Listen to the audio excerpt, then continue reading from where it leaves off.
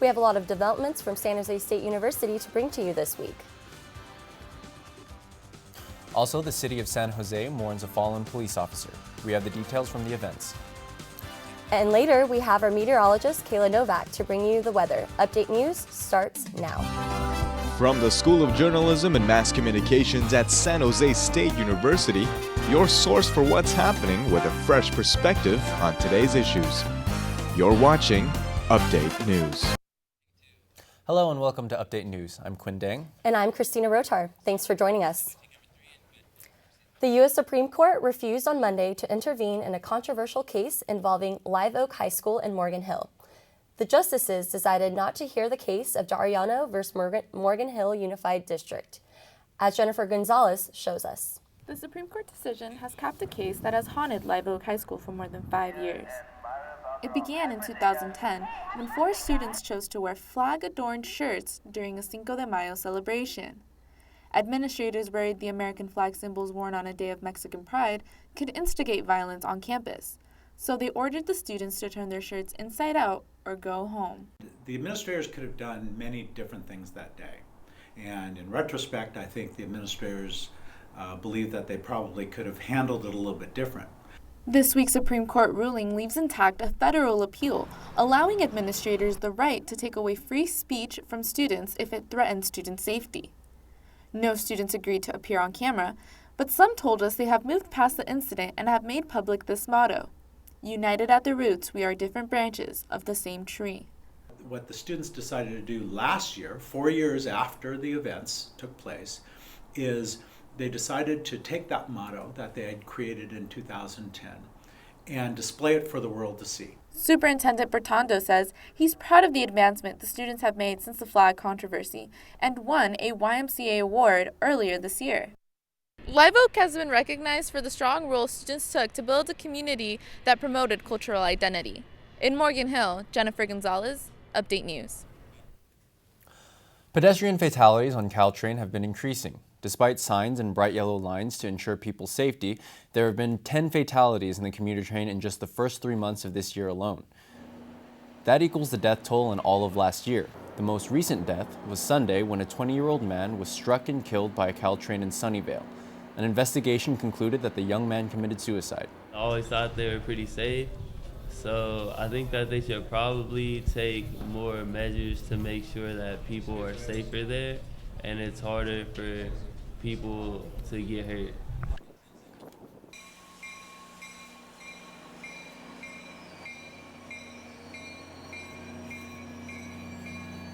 Some 100 people were on board the train Sunday. No passengers or crew members were injured.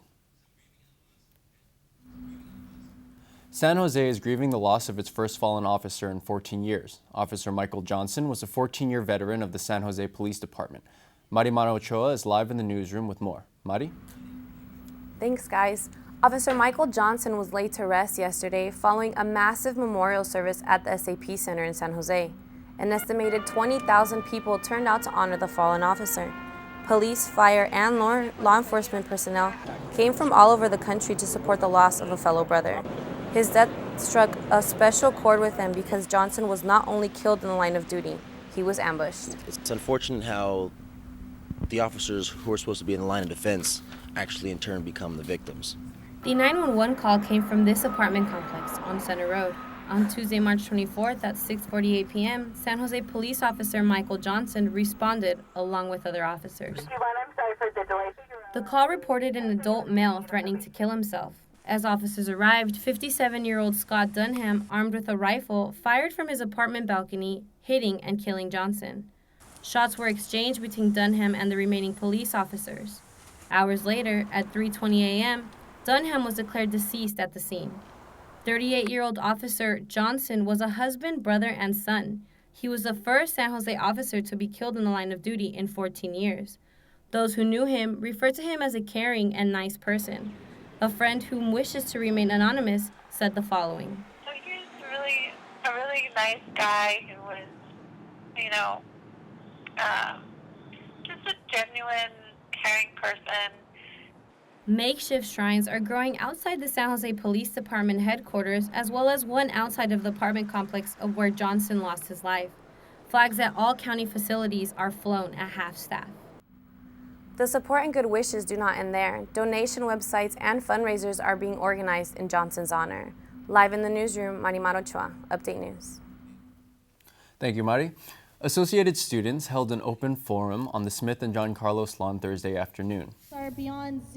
Candidates used the discussion as an opportunity to voice their positions. After every speech, the floor opened for questions by attending students. Students can actually come out and hear what we have to say, get to know us, and ask us questions, really, because that's what we're here for. We're here to make sure that students know who we are. Worked on was working with the current director of 30 candidates are running for AS positions. Students can meet them at the AS house at 6 p.m. next Thursday. Candidates will... Leaders are all around San Jose State University, and there's always room for more. The Leadership Dialogues workshop is held on campus throughout the month of April. Heather Miller is live on campus with more about the event. Heather? Christina, some interesting alumni and staff are sharing their leadership expertise with students. The event, Leadership Dialogues, is aimed at inspiring great leaders. Every Wednesday night for the month of April in the CVB Activity Center, you can find students learning more about leadership. Each week, speakers discuss a new topic. So this year, we're focusing more on the social change model. So what that is, it consists of individual leadership, group leadership, and community/global based. The event is interactive. Students contribute their own ideas on what leadership means to them. This Wednesday, the topic was how individual qualities can shape a leader. It's not so much about one method to finding your ideal leadership style or your ideal leader per se. It's about all the avenues and all the paths you can take to get there. This event welcomes all students. You don't have to be a natural leader to attend, you just have to be inspired to becoming a better one. Live on campus, Heather Miller, Update News. Great, thank you, Heather. More than 80 burglaries and robberies have been reported on campus in the past 5 years. Here at San Jose State, when the lights go down on campus, the crime begins to present itself. Even with an on-campus police force, there is still a threat of trouble occurring at night. University Police Captain Alan Cavallo says the nighttime offers more of a risk for students. It provides cover of darkness for, the criminal element to hide in places and to do things that, that can't be seen in daylight. Police have several ways to keep students safer on campus at night. These blue light phones here are one of those ways. The phones allow students to be able to contact UPD 24/7 and 365 from anywhere on campus. However, for some time last year, several blue lights did not work. Having the blue lights out can put students at risk. These blue lights, they're a good option. In case something does happen, I have the ability to call the campus police and let them know. With all blue lights on and working this semester, Captain Cavallo says SJSU will be implementing a system in which the lights will be upgraded with cameras and loudspeakers. This upgrade will take place this year at least 6 locations. On campus, Dustin Dorsey, Update News. Saving someone's life is as easy as putting your phone down. The SJSU chapter of the UNICEF's Campus Initiative has found a unique way to help children in need. The TAP project donates water to a child in need. By logging into an app and putting the cell phone down, you automatically set a donation in motion. Dozens of sponsors are paying the cost of the water. Every 15 minutes away from your cell phone supplies enough clean water for one day. It's amazing. I mean, I believe, if they go a day without water, I could go a day without my phone. And honestly, UNICEF is only asking 15 minutes, which is not much. The cell phone must be put down completely with no movement. Students can use the TAP project while they are studying, eating, or doing any activities that do not require a phone. Governor Jerry Brown visited the Sierra Mountain Range on Wednesday to check firsthand the effects of the drought. He saw that there was no snow at all, in what is usually a 5-foot deep pack. So, Brown implemented a water conservation plan to reduce usage by 25%. Some of the new regulations include not watering the lawn 48 hours after rainfall, restaurants only serving water to customers on request, and reporting monthly water usage. This is the 4th consecutive year of the California drought. Brown's office says that this plan will save 1.5 million acres of water.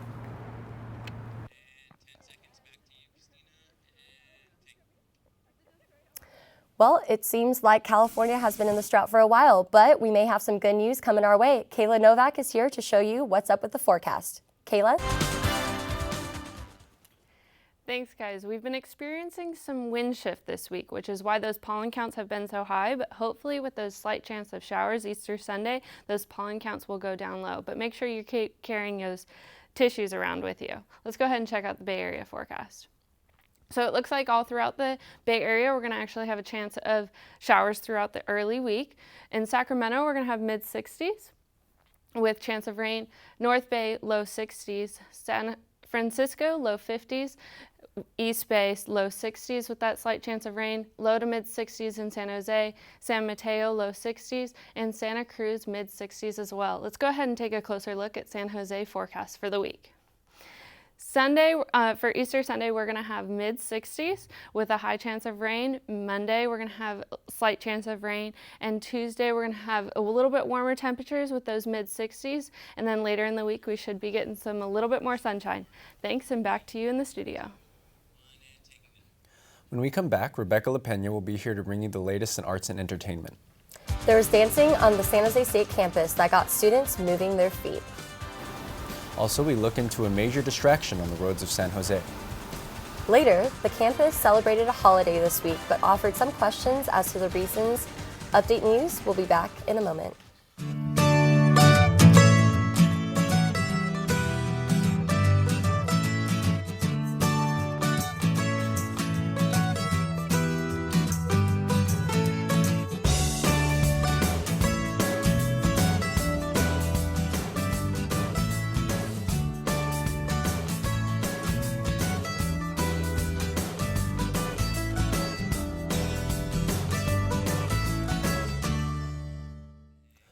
Put that phone down when you're behind the wheel. April is Distracted Drivers Awareness Month, a month dedicated to public awareness of the dangers of driving while distracted. I do my best not to text while driving, but I mean, in the society we live in, we're kind of addicted to that alert sound. The National Safety Council says that 26% of all car crashes involve cell phone use, including hands-free devices. The council advises drivers through April and every month after to practice what it calls the essential trio. Keep your eyes on the road, hands on the wheel, and your mind on driving so that you can get home safely.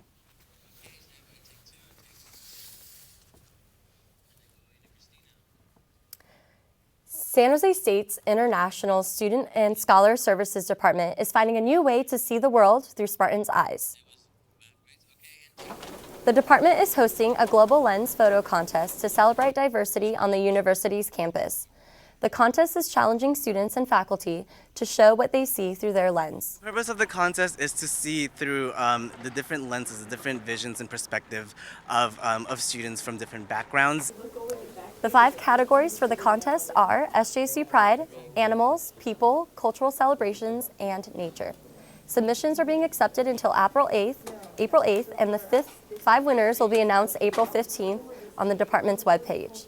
The winning photos will be displayed at the International Scholarship Fundraising Reception on April 16th. Information for submitting photos can be found on the International Students and Scholar Services webpage. The city of San Jose is honoring its favorite son in the midst of efforts to declare him a saint. Cesar Chavez spent much of his life in East San Jose. And this Monday, the city hosted its 4th annual Cesar Chavez Day flag-raising ceremony and reception.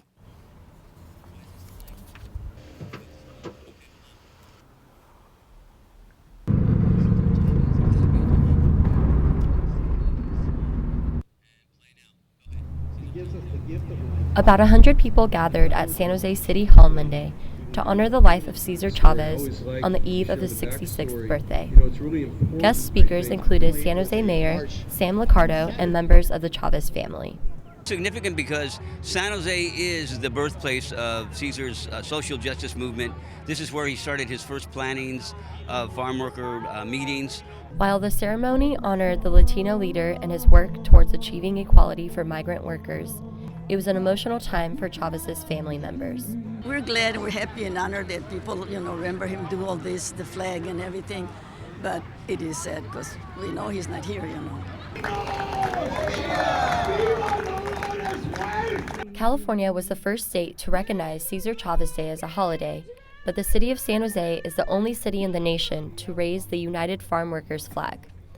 This tradition is something that the city hopes to continue for many years to come. Myself and Councilmember Calra wanted to make sure that this tradition was continued on, so that's why we took hold of that this year, and we'll continue that on as long as I'm here, and hopefully, as council members in the future as well. Chavez died in 1993, and now efforts are underway to have the Catholic Church declare him a saint. The church that's in Eastside San Jose, where Cesar really started a lot of his organizing, the Our Lady of Guadalupe, the pastor there, Father John Pettigrew, is actually moving in that direction to canonize Cesar. Canonization is a long process that requires investigation by the Catholic Church of Cesar's lives and the lives he impacted. Earlier this week, San Jose State's campus closed for Cesar Chavez Day. San Jose State is one of the 23 state universities that campuses close in observance of the holiday. CSUs remain open for President's Day, but why not Cesar Chavez Day? To do things like to celebrate Cesar Chavez would be very, very important for the historical accuracy of where we actually come from in this country, people like you and me. Cesar Chavez is not a federal holiday. Collective bargaining agreements on each campus determine which holidays are observed in the entire CSU system. Well, Quinn, I think regardless, a lot of students appreciated an extra day of spring break. Yeah, well, I definitely took advantage of it. I'm sure even though we had a short week, San Jose State was full of eventful activities. Yeah, Rebecca's here with Arts and Entertainment. What do you have for us this week? Even with a little bit of shorter a week, we still had a lot of activities going on campus. San Jose's 314,000 Latinos make up the 10th largest Latino population in the country. And all over the city, groups are helping Latino people get in touch with their pre-Columbian roots. David Taub has that story. Tlaloc Chalchuhuitle is one of many groups in San Jose that teaches traditional Aztec dance, and its members have been practicing as a group for more than 20 years. They help to educate Latino people on their pre-Columbian history and heritage while providing a fun and healthy activity. They do not affiliate with any organized religion. The group acts as a great way to exercise and an even better way to learn about Latino people's pre-Columbian history and ancestry. So we're open to everybody. We are free. We are there. We've been there for years, and we don't plan on stopping anytime soon. It also acts as a home and second family to many of its members. It's life. It's my second home, my real home sometimes. Tlaloc Chalchuhuitle practices every Tuesday night at Emma Prush Park, and the group is open to people of all backgrounds to join in learning about the Aztec culture. In San Jose, David Taub, Update News. Interested in having a few good laughs? Update News reporter Kayla Novak has the story on where students can enjoy all the benefits of a comedy club right here on campus. Sweeney Hall offers a good laugh once a week as a student club called All Comedy SJSU meets inside. This room even looks like a comedy club. Theater major Robert Rhodes founded the club 2 years ago. A stepping stone to an actual stand-up comedy career, or it can just help you with public speaking and humor, which is helpful in pretty much every facet of life. Students gather in the club to test their comedy skits before going to actual clubs. After each stand-up, they critique each other. It was Christina Mejia's first time on stage with the club. It was actually quite amazing. I felt very comfortable, and I think the reason why I was able to feel so comfortable is because people seemed to be very welcoming and very warm, very friendly, and I felt like I could do it. All Comedy is a diverse group of students of different majors, ethnicities, and ages. After seeing all the fun and in the interest of research, I decided to give it a try. So I've never done this before. Never even thought of it, actually. So bear with me. But it's kind of exciting to be in the light a little bit, isn't it? It's kind of nerve-wracking. If you're looking for a good laugh or want to try out your comedy routine, definitely stop by Sweeney Hall, room 100 at 6 p.m. every Tuesday night. On campus, Kayla, Novak, Update News. Downtown San Jose's Camera 12 cinemas will be experiencing a slight change in atmosphere. The focus will not be on film, but on music. Update News reporter Samantha Rogers has the story. People from all over Silicon Valley packed one of the 12 theaters Tuesday night. But they weren't there to watch a movie. They were there to watch some blues and rock bands.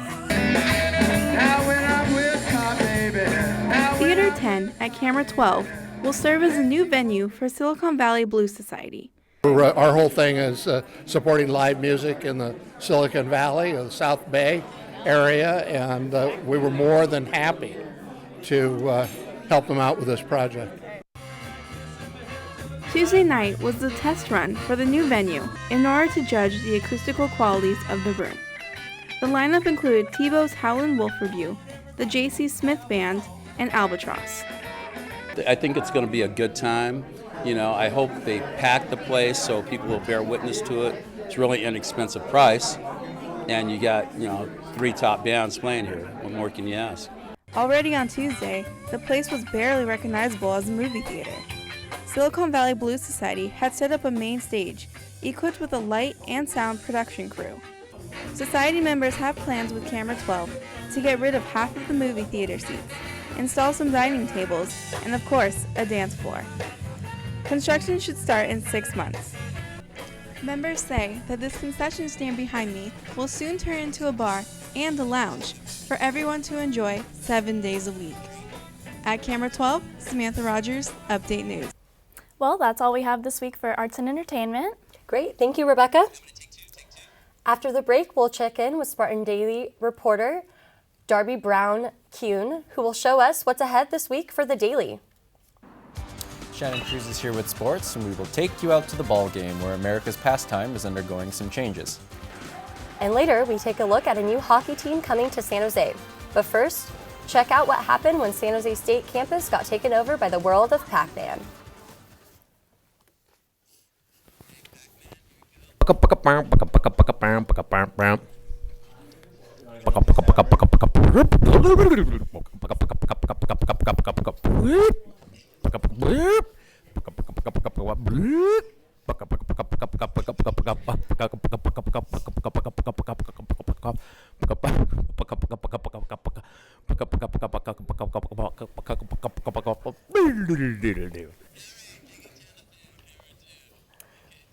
We've got Shannon Cruz here with us now to bring you sports. That's right. We had a pretty exciting week with Spartan Athletics, right, Shannon? That's right, guys. Let's get right into it.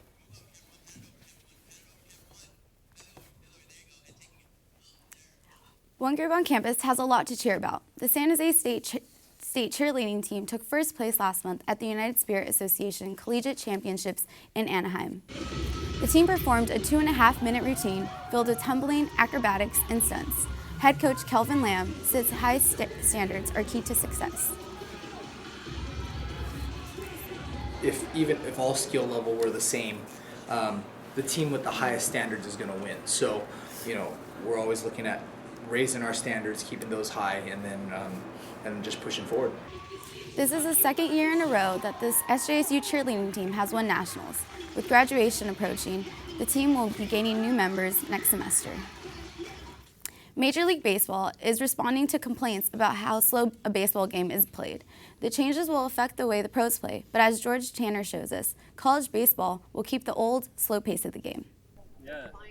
Here at San Jose State, baseball players have followed collegiate rules for decades, but baseball's major leagues are speeding up the game, starting this spring.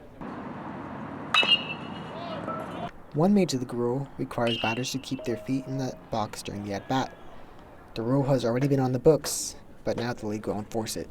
Batting second, number 2, right fielder, Dylan Smith. I wouldn't necessarily say it's a good change because baseball is a game of superstition and ritual. Other rules limit the time between innings and allow the manager to request a replay from the dugout before the manager to walk onto the field.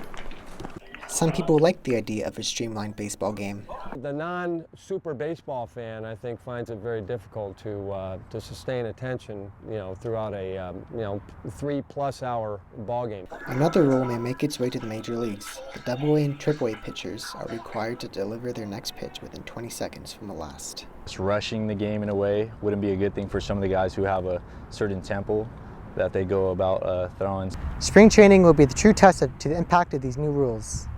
From Bluff and Field, George Tanner, Update News. Minor League Hockey is coming to San Jose with the announcement of the San Jose Barracuda. The Sharks announced in February that they would relocate their American Hockey League affiliate from Massachusetts to San Jose next season. Today, the organization officially announced the Barracuda name, along with logos and uniforms. The name ties in with aquatic theme, but also references Barracuda Networks, who will serve as a presenting sponsor. The Barracuda are one of 5 AHL teams moving to California next year. They will play at SAP Center and practice at Sharks in San Jose starting this fall. Now let's take a look at how our Spartan athletic team did this week. On Wednesday, women's sand volleyball team traveled to Stanford and faced tough competition. They played some tight sets, but lost 5-0. On Thursday, women's tennis played at home and beat the University of Hawaii 4-0. Softball also played hard at home, but left runners in scoring positions for 6 innings and lost 0-6. And finally, baseball traveled to Colorado Springs to play against the Air Force Academy, but suffered a tough loss, losing 13-3. Well, that's all I have for sports, guys. Great, thank you, Shannon. Let's check in with Spartan Daily reporter Darby Brown-Kuhn to get a preview into the upcoming Spartan Daily issues. Thanks, Christina. This week in the Spartan Daily, we'll be publishing our special issue on Thursday. This issue will cover the concept of identity in multiple facets, including Justin Edgington's article on Mari Malloy, the judo Olympic bronze medalist, Rain Steitz's profile on a homeless teen named Chaz, and my story on athletic identity about how a former Spartan football player found another hobby that helped him cope with a serious injury. From the Mac Lundstrom newsroom, I'm Darby Brown-Kuhn. Back to the studio. Great, thank you, Darby. And that's all we have for this week's edition of Update News. From all of us here, thanks for joining us at Update, and we'll see you next week.